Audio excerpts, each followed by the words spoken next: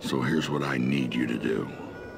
Head to where those bandits live and wipe them out, plain and simple.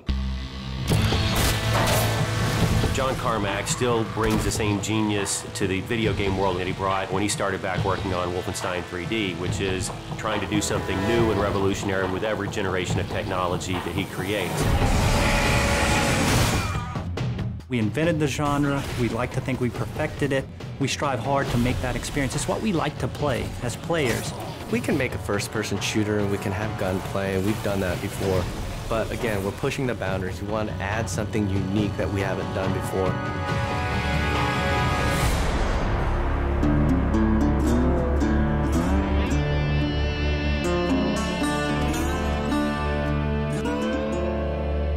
Well, I mean, id Software has such a storied history as creators of the first-person shooter and games that just kind of define first-person shooters like Doom and Wolfenstein. Those are kind of the big heavyweights, right?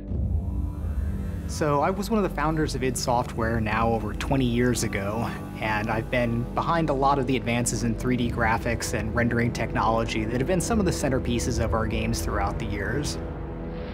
I've been with the company for 16, 17 years, and at the very beginning, it was a small group of guys.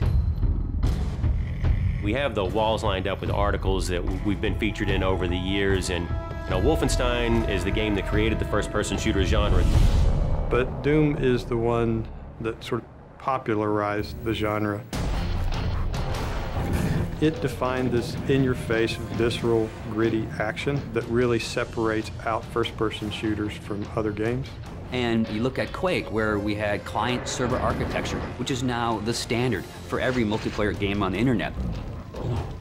Rage is an opportunity to take all the cool stuff that we have learned over the years in building those games and apply it in a completely new setting. We have continued to focus on the first-person action side of things, and that's been very much what Rage still takes away from our history there. It is a first-person game. It's about action. It's about intensity. It's how you play the game, what you experience, what happens to you in there.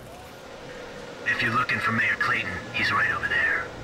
When John Carmack was coming up with id Tech 5, one of the things we wanted to make sure we did is give people something new.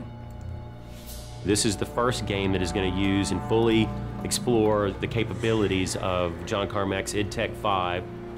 The work that he does, the technology he creates, is just something that you wouldn't see elsewhere. And so a lot of it was just, how do we make something fun with this cool tech? So the cornerstone of id Tech 5 is our mega texture technology. It gives us the ability to tweak every single pixel that you see in the world. Unique texturing is what id Tech 5 is all about, and we have some awesome artists that are able to actually exploit that and put all that detail into the world.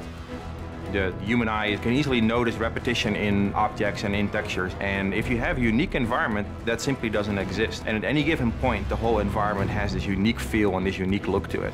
So you're not running through the same space corridors for 20 hours in Rage.